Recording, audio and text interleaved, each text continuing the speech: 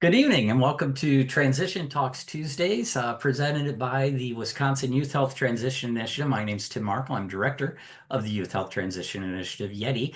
And this session in spring of 2025 is in partnership with the Mount Horeb Area School District Transition Team. So we're really excited that Mount Horeb came on and they've been promoting this and encouraging their families. And then it's open to, of course, the rest of Wisconsin. Weren't they the same So ones that did like 1, 2 years ago, or was that last year? no, we haven't had Mount Horeb Who before. was last year? A couple people. I would have to go back and look. Okay. So we're going to talk healthcare transition tonight. So let me go ahead and while I do that, let this dude introduce himself. So special guest tonight. Hello, everyone. My name is Hunter Markle. I am this man's son Very good. and everything, and I am a young adult of the age of 27, and I will be the personal guide of sorts through my life in healthcare transition tonight for primarily his entertainment because I will be putting my foot in my mouth more often than not. Now, he, of course, is kidding. He's an excellent presenter. We've done this a couple times before, and but we decided that you all deserved a special, unique experience. And so we're going to try something a little different tonight, to tell you the truth.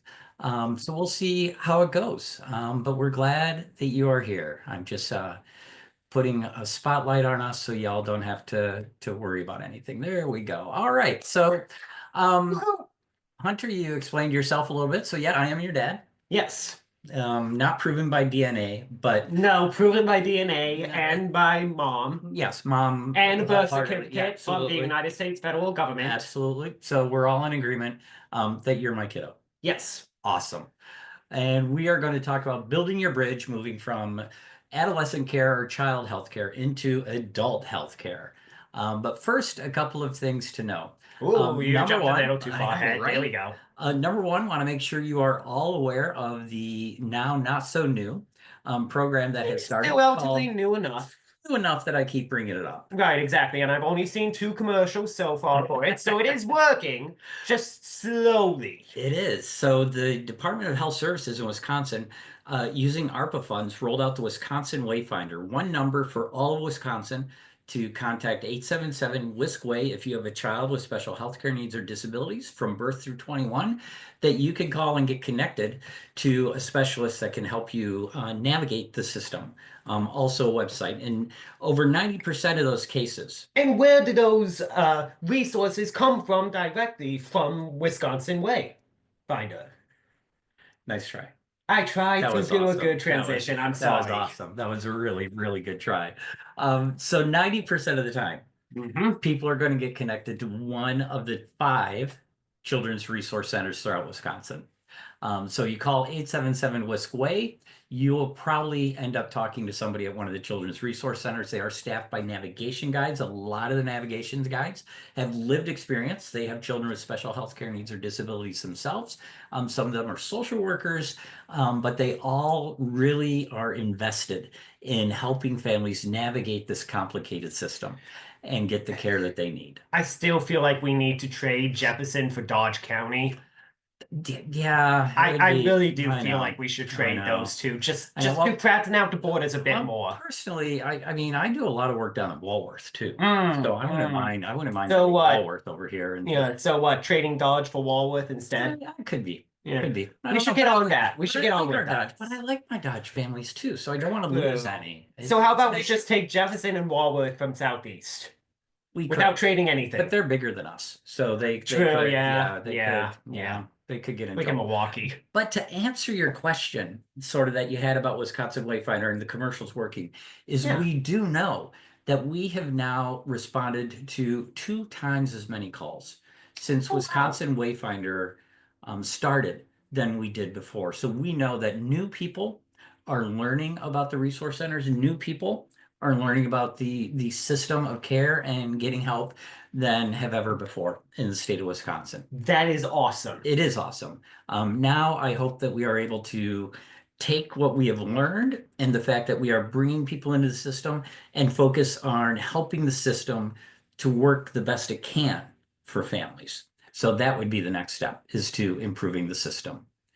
So what we want to talk about tonight is this movement from child to adult healthcare. So I'm hoping tonight that by the time you're done, you will understand what youth healthcare transition is and why it matters so much. And then you'll pick up some tools and resources so that whatever your role is, whether you are a caregiver, whether you are a parent, whether you are a person with disability yourself, whether you are helping out in the education system or a therapist, that you will know how to help You left our out medical personnel. medical personnel, thank you, that you will understand how to help kids move from adolescent care into adult health care. Mm-hmm. Easiest definition that you're ever going to find out for a definition. Healthcare transition, for us, the process of getting ready for healthcare as an adult. It's a little bit more than that, but that It's is very much more than our that. basic definition. As we talk about what we're focusing on, we're talking about getting ready to manage your own healthcare as much as possible, Mm-hmm. to be the decision maker in your healthcare. The way that I like to explain the whole process to people is talking about the three different parts of transition. Number one is this sort of preparing for transition. And so if you think of this as birth, going all the way up to maybe around 18, 22 years old, this is the time that we're preparing to be adults, and we're Mm-hmm. preparing during our healthcare as well. We're learning about our bodies, we're learning what we're good at, we're learning what we could do, we're learning how to see the doctor.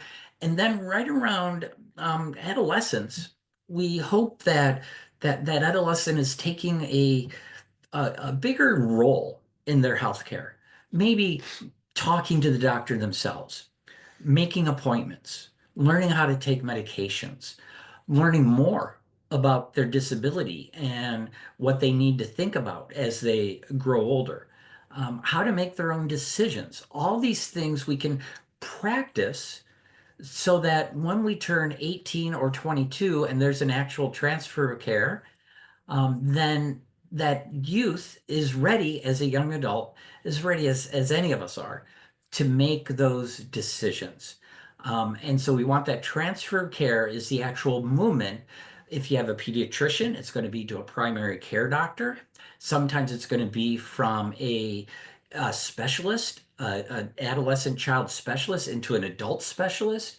So there's going to be this actual time where you're going to stop seeing one doctor and begin to see another doctor, and your care is going to transfer to a new doctor or transfer into the adult healthcare system. What that could involve too is a change of hospitals. And so there's going to be that transfer of care. Mm-hmm. And the whole point of this preparation, this transfer of care, is to then have this person fully integrated into adult healthcare so that for the rest of their life, they're going to be in adult care. And they're going to be talking to people about how their disability then interacts with their body as it ages, understanding about their own medications and making their appointments, and really being in charge of making decisions about their health and about their health care. And so we try to break it down into 8 different tools that we think that if during this preparation time we work on increasing the self-advocates use of these tools and help the adults, the parents who are currently the decision makers, learn how to support that child in decision making, then these 8 tools could set them up for a successful transition. So normally at this point, I would start going through those 8 tools. Just so you know, the 8 tools are adult providers, learning about me, about what are my likes, my preferences. How do I want a doctor to treat me? How do I want a doctor to call me? What name do I want them to call me? So that I'm more than just a sheet of paper or an electronic screen. Learning to make decisions, especially about my healthcare. Who's going to decide if I want to have that surgery? Who's going to decide if I want to have more medication? Who's going to decide if I want less medication is who the decision maker is going to be. Learning about medical insurance. What are the ins and outs of medical insurance? What does in-network and out-of-network mean? What's a copay? Is learning about how to make those after hours appointments is all about learning about medical insurance. So that's four of them. We're also then talk about fulfilling medications, being able to know how to fill medicine and how to refill medicine, about how to make your own appointments. And again, after hours is one of those things to think about. What to do in case of an emergency, maybe adding emergency phone numbers into your phone, using the health contact to load some of those emergency contact informations into your phone. And then there's what we call a shared plan of care, or a plan of care that actually is the transfer document that transfers into a new healthcare system. So those are the 8 tools, and we may get into talking a little bit about them a little later on, but I'm also in the mood for storytelling and learning from what other people have done. So, Hunter, Yes. can you just talk about knowing about those tools, knowing what you know about healthcare transition? And I know you're working on being an advocate and helping other people with disabilities become self-advocates and advocate for themselves and Hmm. others. Tell me a little bit about your healthcare transition, how you moved from, I mean, when you were a little baby, Yep. we made all your decisions. Yeah, You because made all I could do all was your healthcare cry, decisions. eat, and poop. Yep, and you did all those very, very well. I also was a wrapped up jaundice baby because I You didn't were. have enough vitamin D at the time. Yeah, so we had you wrapped up in a little glowworm blanket. That was Yep. probably your introduction to healthcare, Yep. was being wrapped up into a glow blanket and being a little glowworm. But Yep. now you're doing a lot of stuff on your own with your healthcare. So tell us Majority. how you moved from that baby and learning about healthcare through your teenage years with autism, with some, I know you also have some mental health challenges, Yep. into adulthood and adult healthcare. What was that process like? Well, it first started out with the changing of medical providers in the sense that I moved from a pediatrician doctor to an adult healthcare provider at the age of what, 13, 15, somewhere in You were a there. little older than that. I think it was Yeah. closer to 15 or 16. Okay. So Um, around the 13 to 16 yeah, so age range. you Let's just you go with actually that. moved into the adult care system a little early. Hmm. Do you remember why that why that happened? It was primarily because my pediatrician wasn't geared to helping teenagers and everything, from the way you described it, from the way mom described it, and everything, in the sense that my pediatrician was, again, more of that age range up to 12 to 13, over beyond the age of 14. We were hoping that the pediatrician would be able to help in that healthcare transition, but he didn't seem to know a lot about how to help us transition and help Hunter to take charge of that. Nope. Do you remember going to the doctor as a kiddo? What was that like? What were the appointments like? Primarily just you getting you or mom asking about the doctor just doing the general workups of physical, weight, height, blood pressure, how my ears were doing, how my sight was doing, just the general physicality of it all, and just doing that, and then just having me sit in a chair, and then you and the doctor talk, or mom and the doctor talk.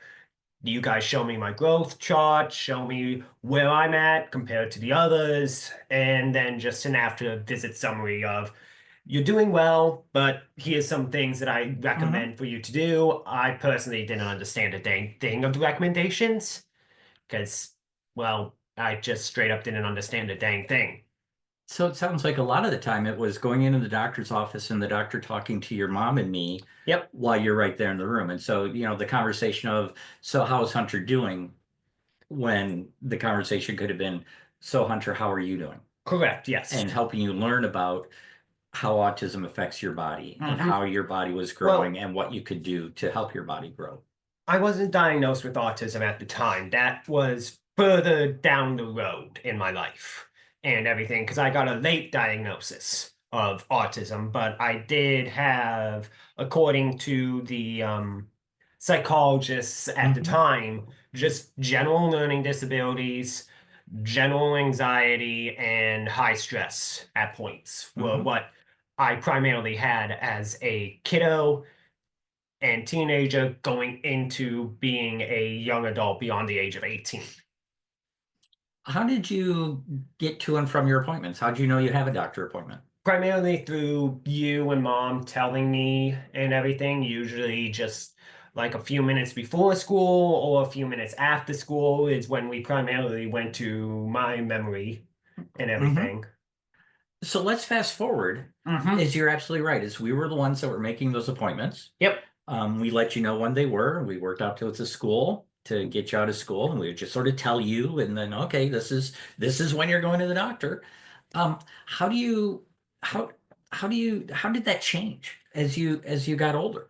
It changed in that you guys started giving me a little more say and a little more control with contacting the receptionist or nurse to set up said appointment. And then it was through the discovery of my chart and everything that I now am able to do my own appointments, check up on my medications, pay any bills I have, and just in general handle my healthcare a lot easier and better. So did all that happen and come into place right when you were 18? No. No. The adult healthcare provider again came in around 16, 17 when you introduced me to our primary care doctor now up in Madison. Yeah, so one of the questions that we often get is how do I find a new primary care doctor? Networking primarily within your health insurance is how we did it.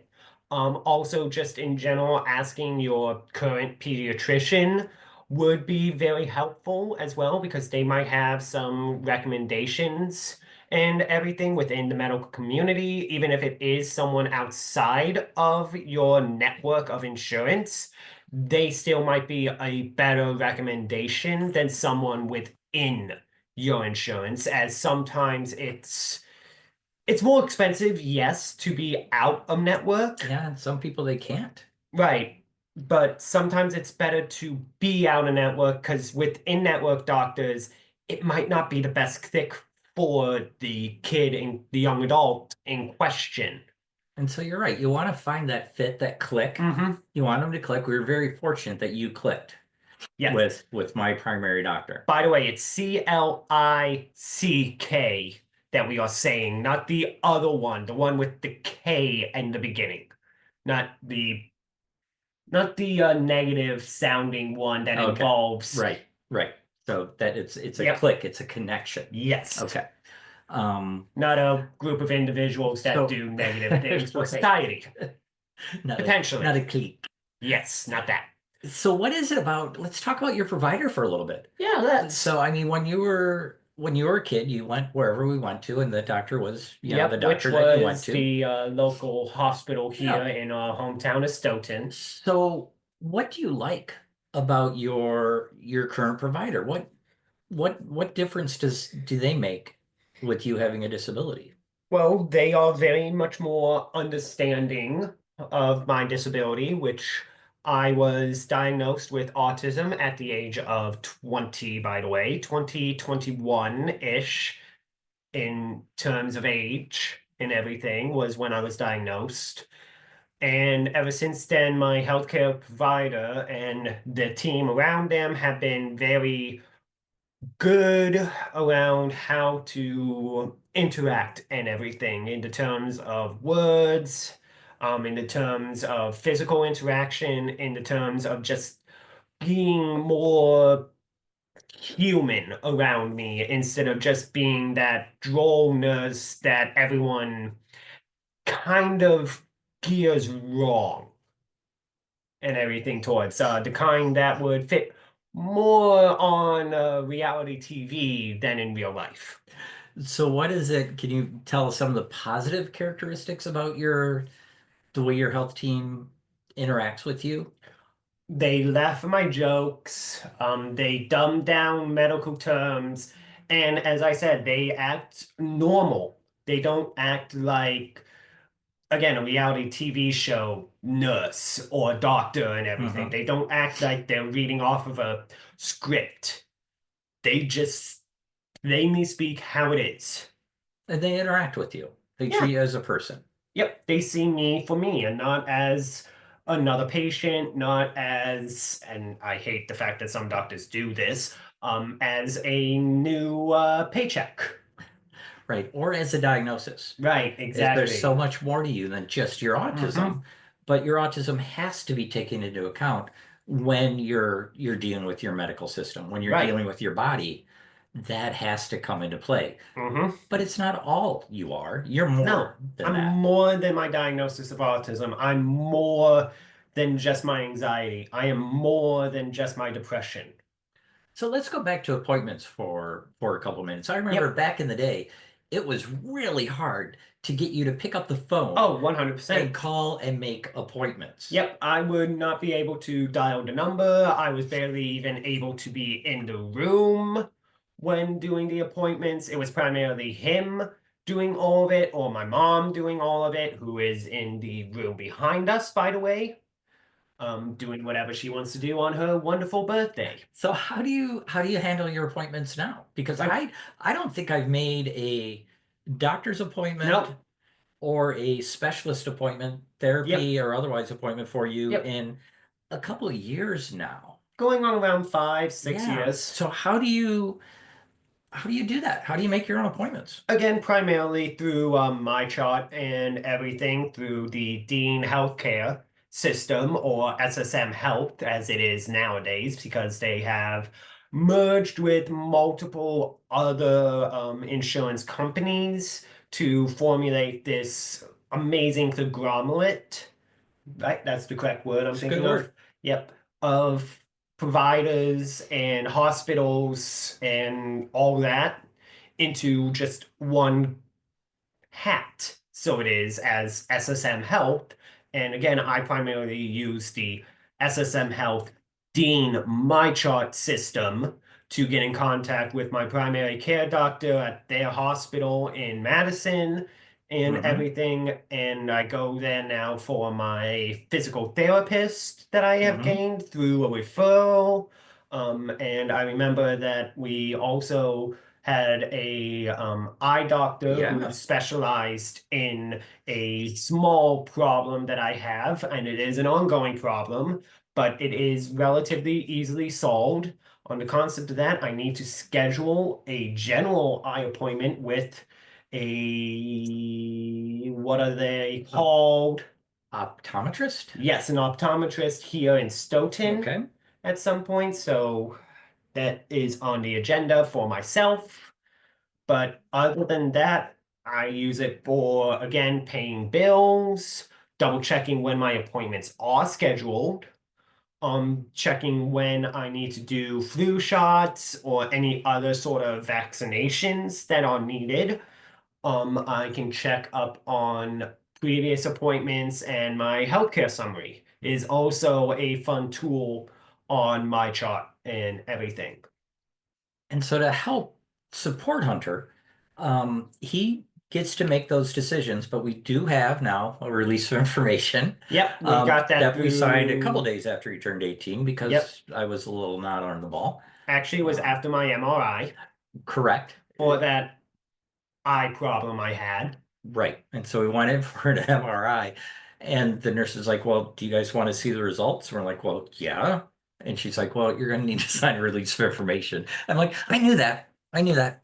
Um, so He we did quickly, so not, we were in able fact, know to, that he needed that. so we were able to sign it so that we could be in that appointment, and he signed a general one. Now, the Yep. other thing, Also, he did not believe I had a brain up in here. I was looking for confirmation. It honestly, I wasn't really sure at that point. He Um, thought I had peanuts and rocks in there. Not sure what was going on up there. It's just We really still don't know just what's going on up there. just noise, just music. It's all heavy metal music that goes Yes. on in there. That's all that goes on in And there. wrestling. And right, so people wrestling the heavy metal music. That's what Yes. I think goes on Yeah, in your yeah, head. So I yeah. really wanted to see what sort of parts of your brain lit up. But the other thing is that um, we've learned that I need to make sure that I have enough space Mm-hmm. so that you can come to me with questions about your health, that I'm not constantly nagging you about your health. Ooh, And we have a question in the and chat. okay, we'll get to it in just a moment. Ooh, that's a great That is an question. amazing question. Um, but the other thing would be the ability that you have that um, if I really feel something's wrong, is you share with me your login information. Mm-hmm. And especially as a backup, because sometimes we all forget. And so then one of us hopefully will have stuff written down. Mm-hmm. But that's something that you have agreed to, Yep. is I haven't made you share Nope. your my chart information or what the doctor goes, but we talk about it Mm-hmm. is we have that thing. So what advice would you give to other 17, 8-year-olds that struggle to make appointments? Why?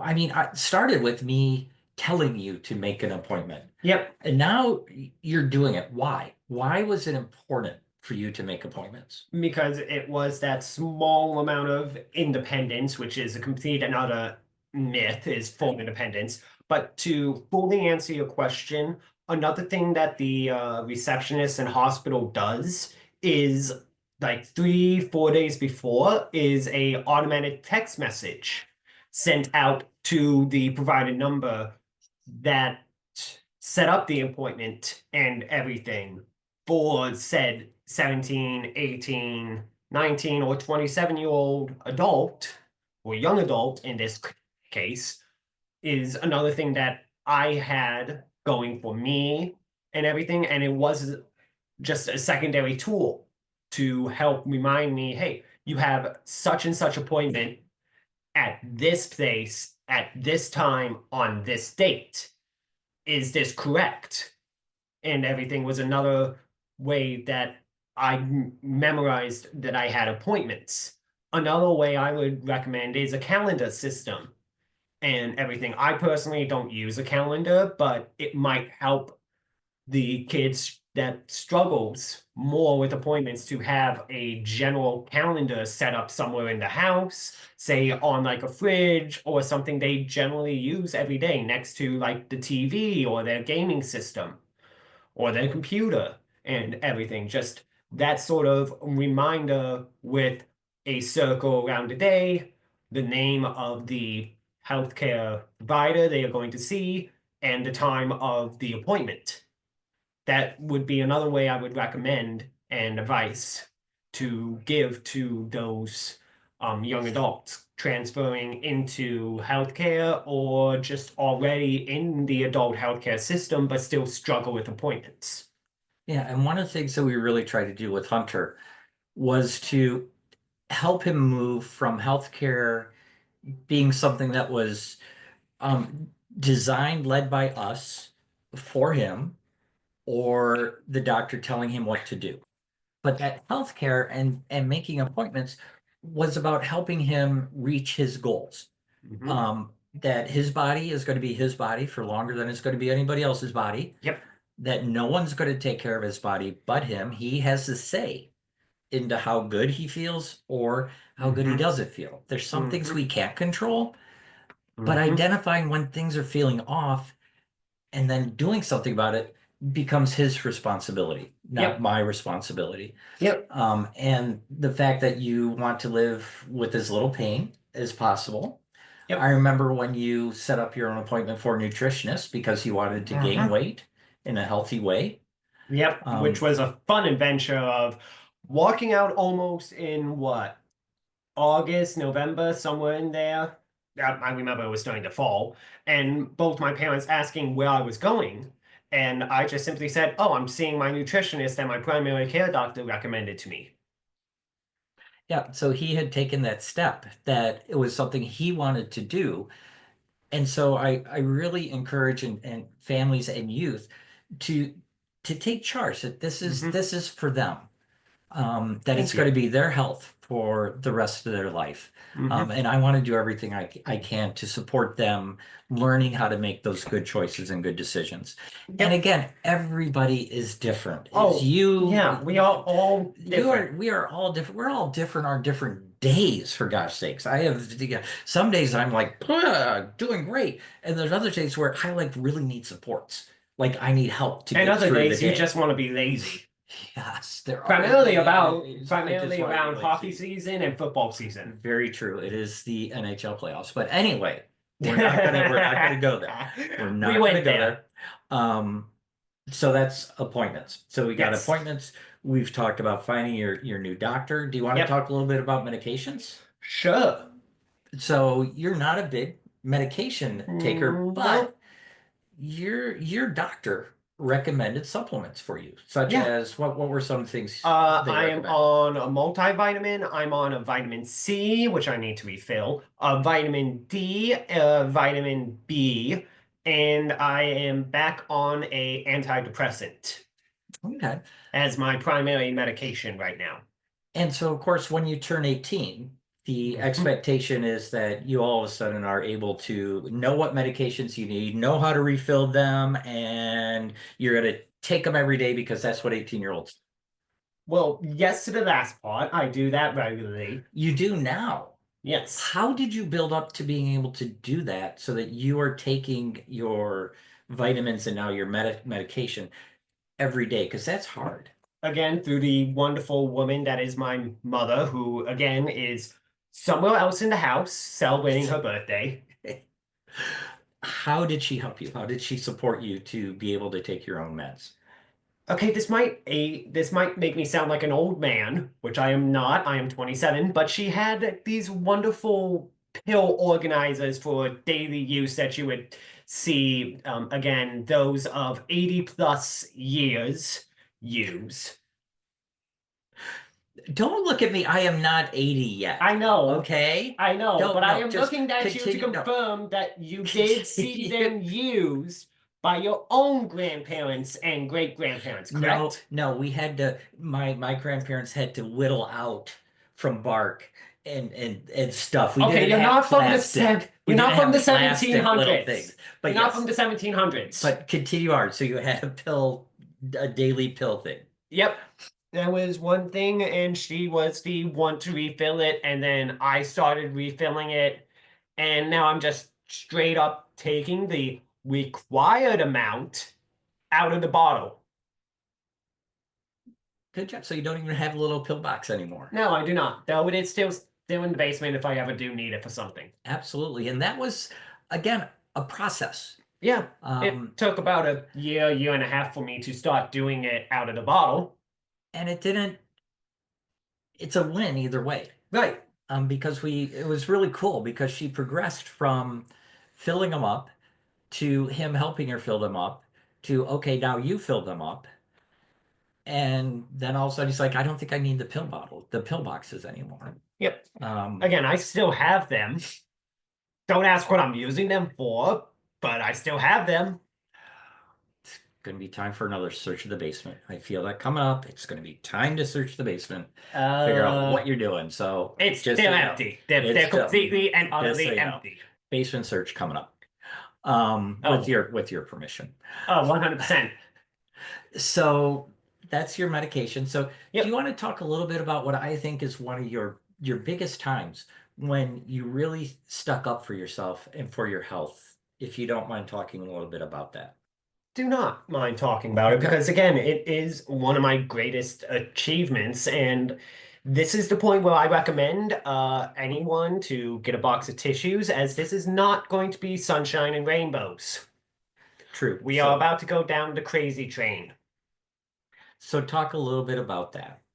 So at the age of 19 to around 21, somewhere in there, maybe around the age of 22, I was working at a rehabilitation slash retirement home, and we lost around one, two family members around the same time, a close family friend, and everything who was around the age of 18, 19, and everything, and I couldn't take it anymore seeing those three leave me and everything, the residents that I made friends with not coming back from the hospital.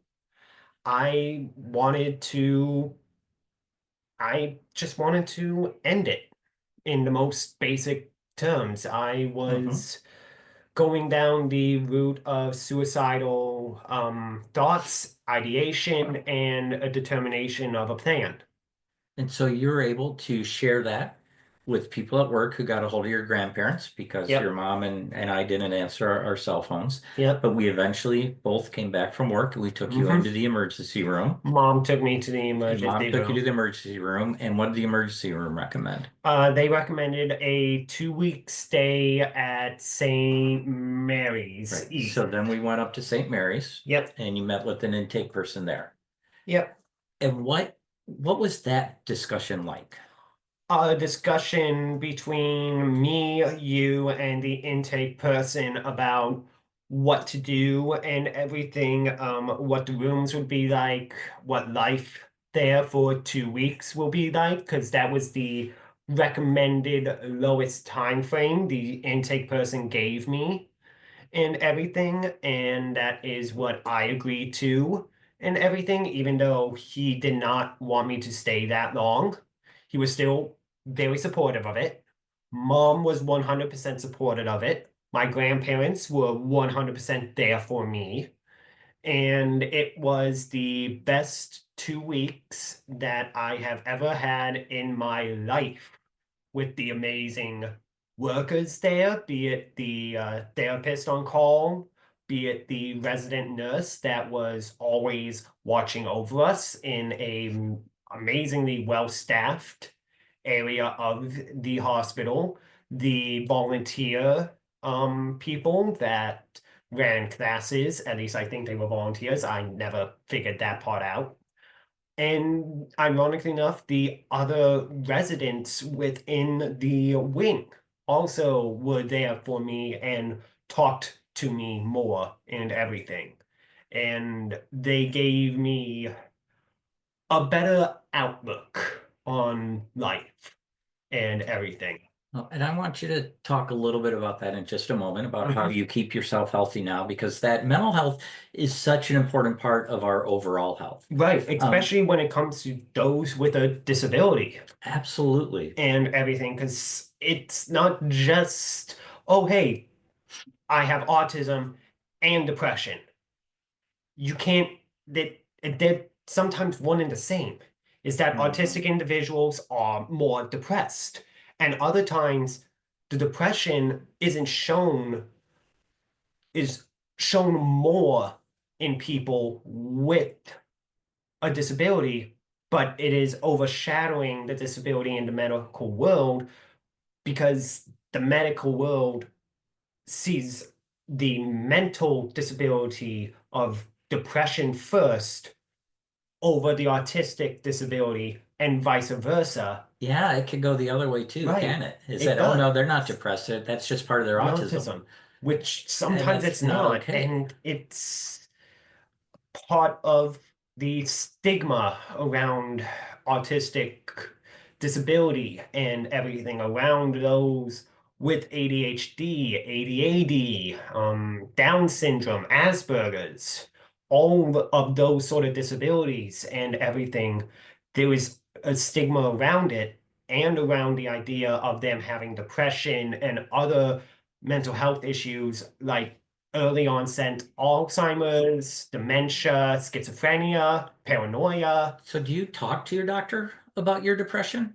Yes, I actually went to my doctor a few weeks ago and everything on April 1st, ironically enough, to talk about getting back onto my antidepressants that I had after my 2 week intake at St. Mhm. Mary's. And everything. And the intake at St. Mary's was before COVID, by the way. So It was a while ago there. yep, I mean, not too long ago, but no, and but you a were good absolutely few right. years. I didn't want you No, to go inpatient. No, I was willing to quit my job, stay home 24/7 to make sure you stayed alive. But you stuck to your guns. I stuck to my And guns. you The said, intake Dad, I person. really want to do this. I really feel this is the best thing for me, that I need to do this. Hmm. So you Yep. understood what you wanted and you were able to advocate Yep. for that. Yep. And it was one of the first, ironically enough, steps into me becoming a self-advocate because it was after that 2 week intake that you recommended me to start talking more about my story as a young adult with autism, with depression, with anxiety, with how I view life in general and everything, and my personal, again, story of life. So a couple things just to fill in some gaps Hmm. is, obviously when Hunter turned 18, we had to decide what sort of decision-making tools we were going to have. And luckily in Wisconsin, we do have supported decision making. And so we felt, and we talked Hunter, that guardianship was not the appropriate option No, for dear him. God, no. Um, I mean, it is available Absolutely. for a good amount of people, but it's overpowering to an extent that many don't want it anymore. One of my coworkers is not fully under the guardianship area, but they do have a lot of their personal life somewhat under the control of other adults within their family. And they want a little more independence at points in everything. And that's Okay. my current job, which I am working at a local grocery store in the deli department. Okay. Just to give a little context of where I'm at employment wise. Cool. And decision making wise, Hmm. is I think we've had enough discussions about the fact that I don't make, I'm trying to think if I make any decisions alone. I make little tiny decisions alone. No, you make great decisions But no, alone. well, I don't. I use your mom. I use my mom. I use our in-laws. When I have questions, when there's a big decision, I ask other people what they think. Yes, but you still do make a And lot that, of good decisions well, despite their advice of positive or negative right. Well, that's the thing is ideas about your the decisions. good decisions come from involving other people in helping me make them. And that's what we've Yeah. try to teach you, is that you Hmm. don't, being an adult doesn't mean that you can't ask for help. No. Is And you those that can, you should say ask for help. that you shouldn't ask for help more often, they're most likely the same people that need help more. And that's one of the big changes I've seen in your advocacy, Hmm. is your ability to, at work and around the house, and just to say, oh, wait, slow down, I don't understand. Tell me more. I have a question. Can you explain that better? You're going too fast. Those sort of ways of advocating are so important in healthcare, because the healthcare system seems to just run really quickly sometimes. And so Yep. being able to sit there and go, wait a minute, I don't understand, is a huge part of self-advocacy in healthcare Hmm. and taking charge of your own healthcare. Yep. And you've learned how to do that really well. Yep. So, we have the supported decision-making papers. If there would ever be a time where you Hmm. want to legally have someone enter into the discussion with you, you'd still be the decision maker. But if you're talking to someone like they're trying to sell you something and it's getting really confusing, the support decision making tool says, oh, this person can come with me and they can help me when I get confused and they can Yep. help And figure that it's out. primarily mom that I would call first. Yeah, I don't blame you there at all. Um, And then it would be followed up by grandpa.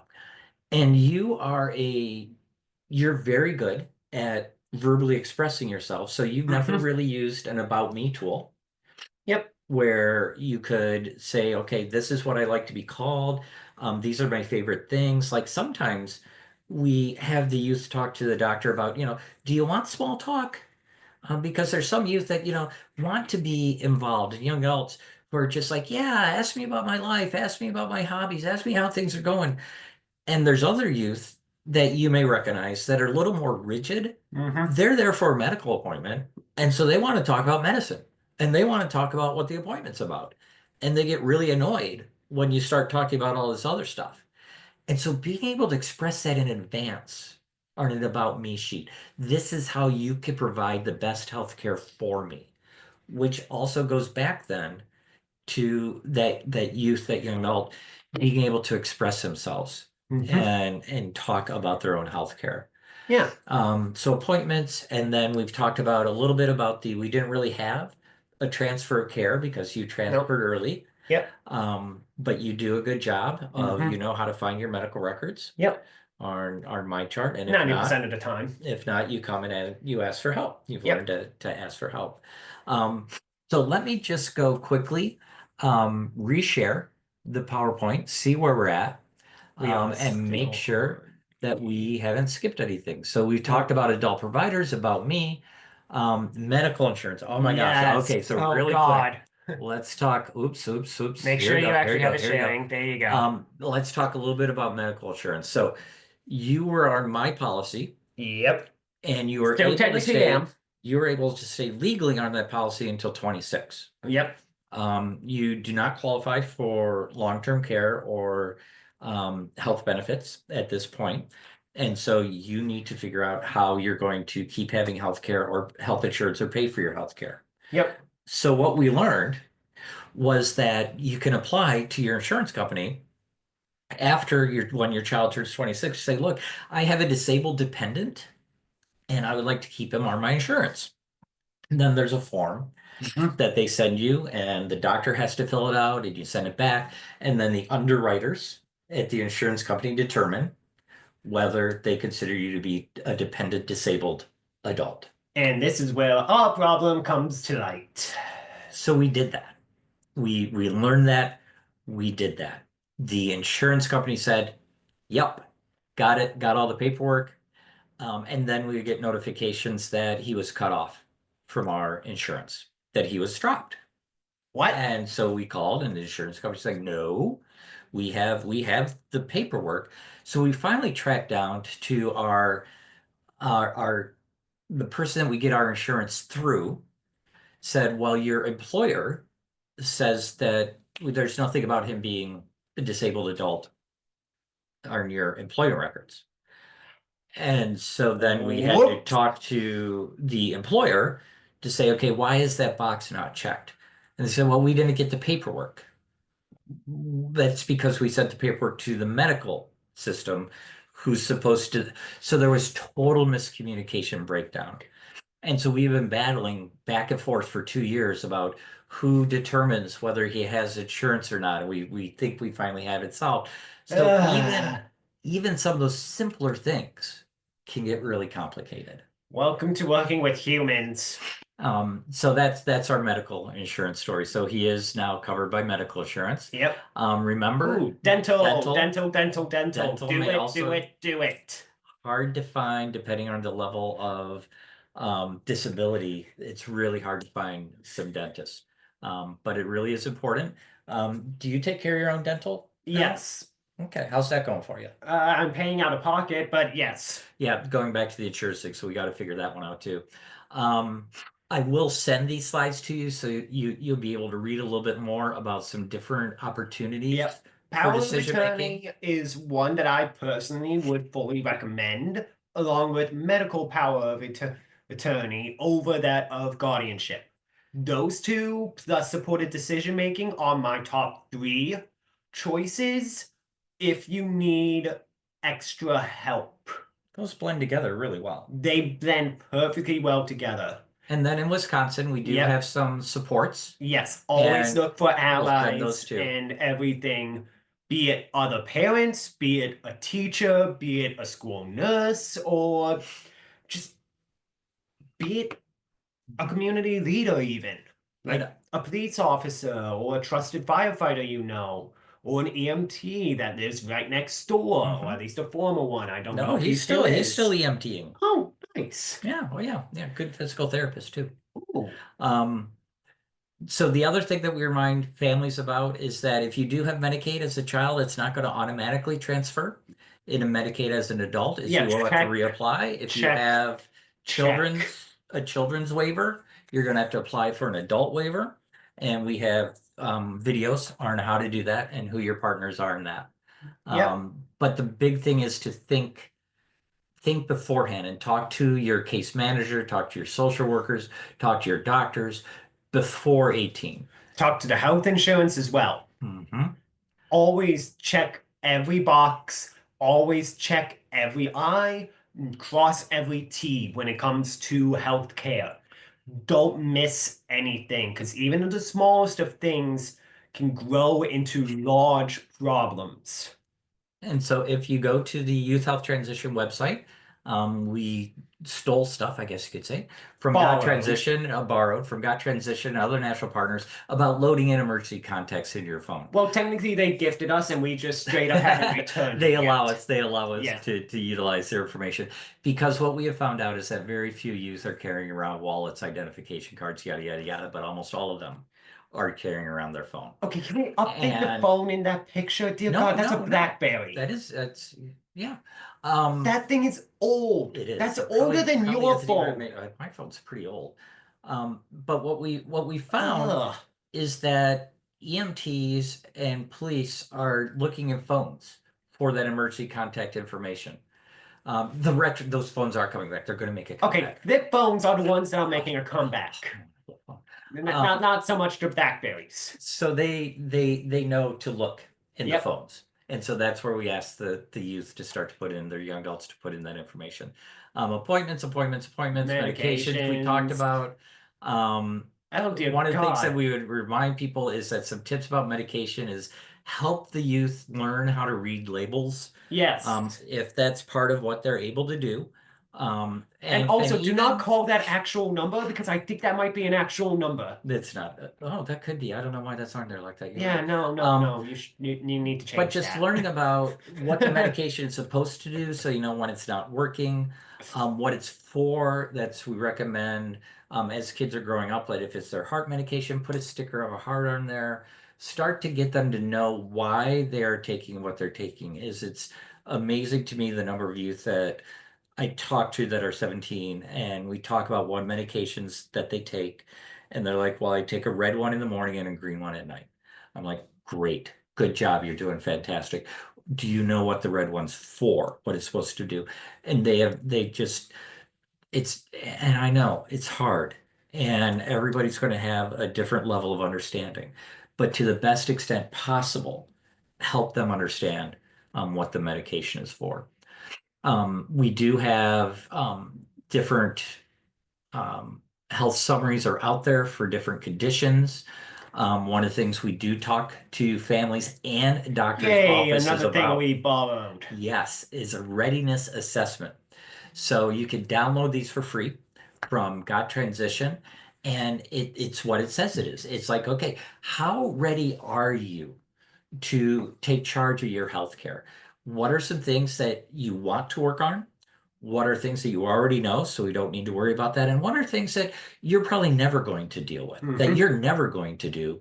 So let's not even worry about that. And so you're then able to narrow in again during this time frame about how to learn to do that better, to build those skills.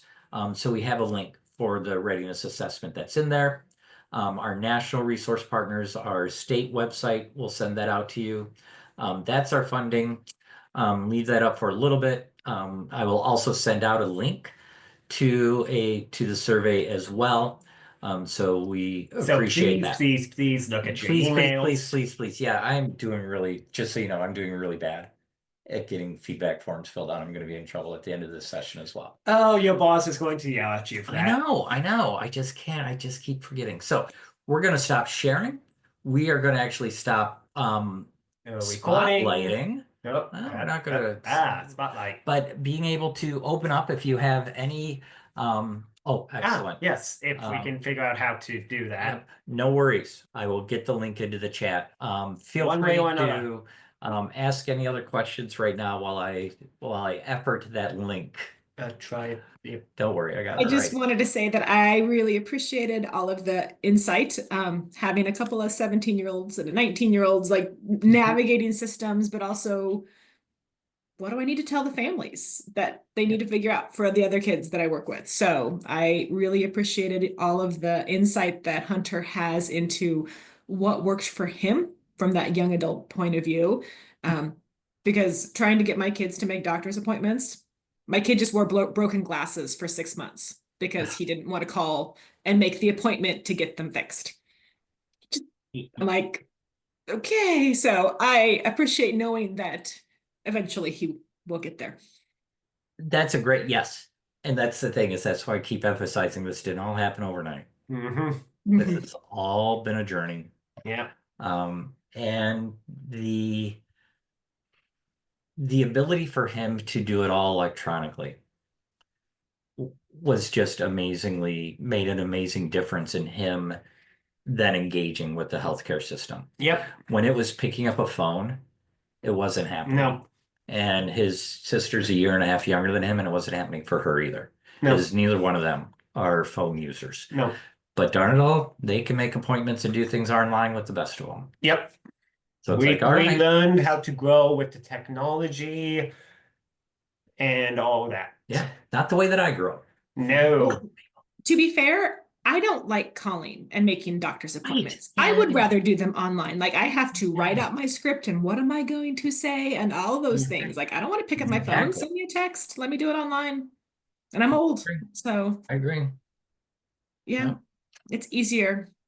Mhm. And those auto reminders you're mentioning, Oh. primo, Yes. 100%. So then the other thing that we didn't talk about, the other thing is he is a driver. Yep. And so, it took a little while, is again, process, not Yep. happening overnight, not in the time frame that the rest of the world thinks it should happen in, is we need to give our kids more time and space. Just my feelings anyway. But then he discovered GPS. Oh, thank God for that. And so then, knowing that even if you take a wrong turn, you're still going to get there, really made a huge difference in him in his ability to handle his own health. Absolutely.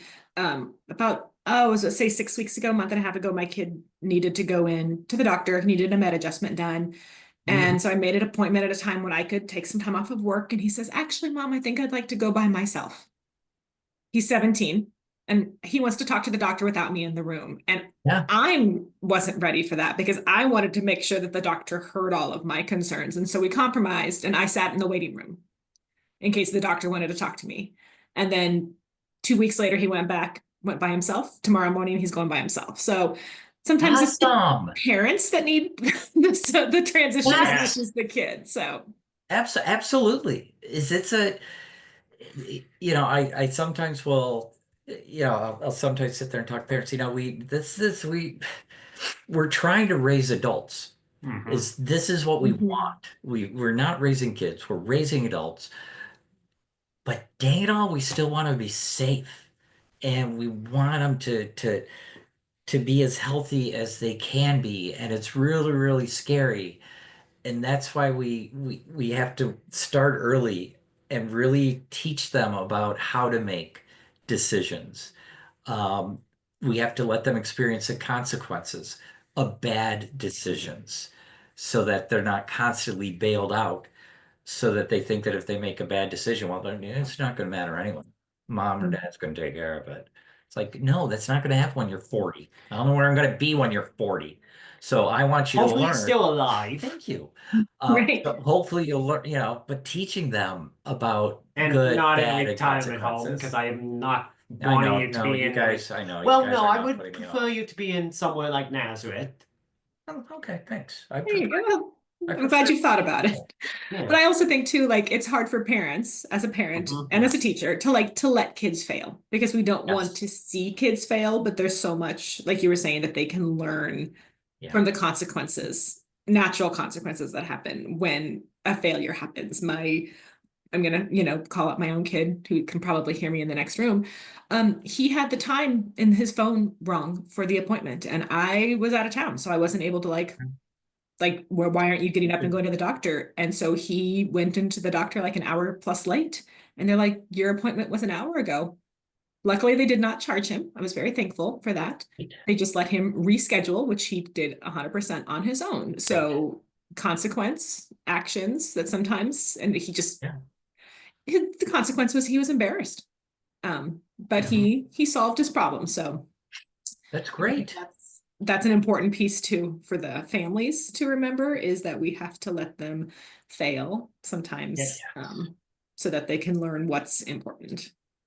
To Right. quote the Mythbusters, failure is always an option. Very good. You can take a lot of life lessons out of the Mythbusters. One of them being that. True. And everything explodes if you try hard enough. That too. Yes. Everything can be blown up. Great, great, great lesson. Yep. But yeah, that whole moving from the decision maker into the role of supporter can be really hard. But it's also, I also find it important that he knows I'm not just kicking him out, dropping him to the curb. I'm going to be there to support his decision making. I'm going to be there to help. I'm going to be there to talk about it. I want to support him. I don't want him to feel like he's off on his own, because that's a horrible feeling. And so, I still have a role as his dad to play in his life. And I want to make sure he knows And that. you will, as long as you are alive and I am willing to let you be in my life. Exactly. Right. It's your choice. Much just like it's my choice to trap stink bugs and suffocate them. Yeah, we'll talk about that later. Any other questions, comments before we let you go for your evening? Well, thank you all for this more storytelling narrative of healthcare transition than a strict PowerPoint. But for those that love PowerPoints, I will get the PowerPoint out to you along with a resource sheet that feel free. You'll have my email address as well. Let me know if you have any questions. So thank you so much for joining us tonight. Look for that hopefully by the end of the week. I'll be able to get the video up, resource sheet out, and the PowerPoints out to you. At least you'll email someone about the video. I take care of the videos myself. I do it all, man. I don't got people. I am people. I'll see you all later. Sally would like to know your location. I do her videos too. Have a great night. Bye, everyone.